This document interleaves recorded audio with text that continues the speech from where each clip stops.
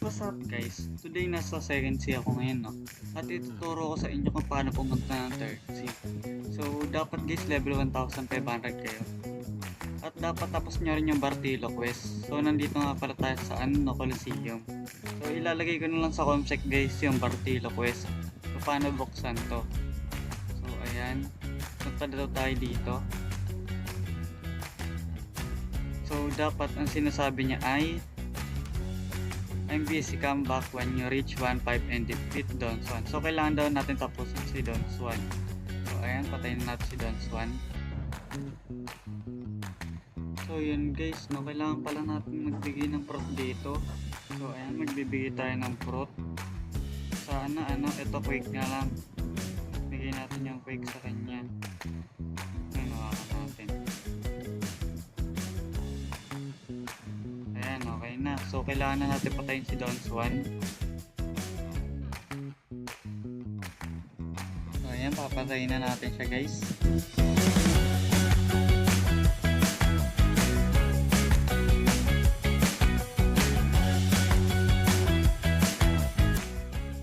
So ayan guys, napatay na natin siya.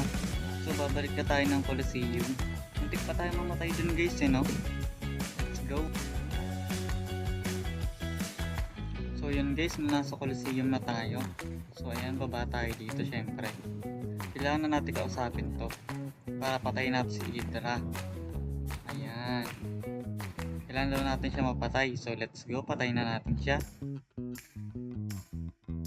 Ito pala siya guys. Malakas ba to? Try natin.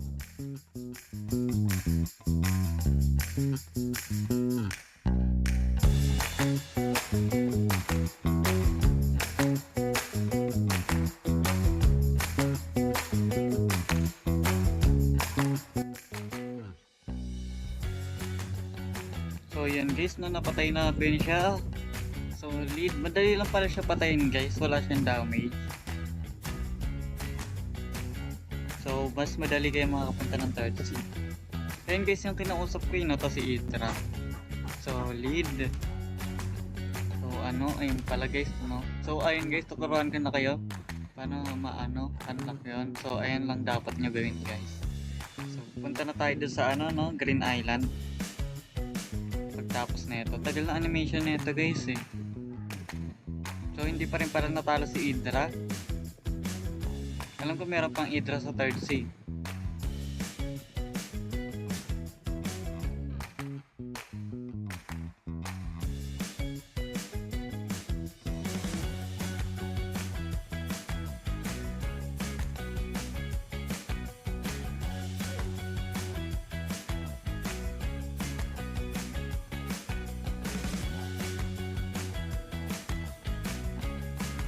So yun guys, nasa green zone na tayo.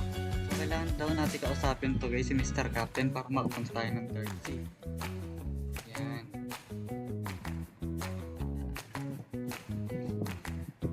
Guys, na third sea na tayo. So ayan, balak natin i-max level to. Baka mo sa main base kasi ito ginagrind ko. So ayun guys, no. Ayun lang, ngayon lang tutorial ko paano makapunta sa third sea.